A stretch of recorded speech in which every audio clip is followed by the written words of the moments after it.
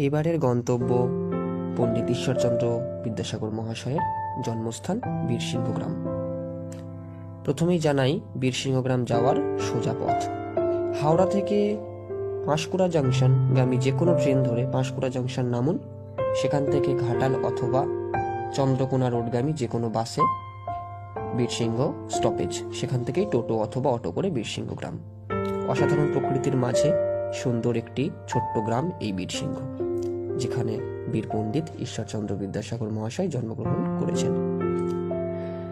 বীরসিংহ গ্রাম ঈশ্বরচন্দ্র বিদ্যাসাগর মহাশয়ের জন্মস্থান। সেখানে আধুনিকতার পরিপূর্ণে এখন সবটাই পরিবর্তন। সেখানে তার এত দিনের যাবতীয় যা কাজ, সমাজ সংস্কার, শিক্ষা সংস্কার,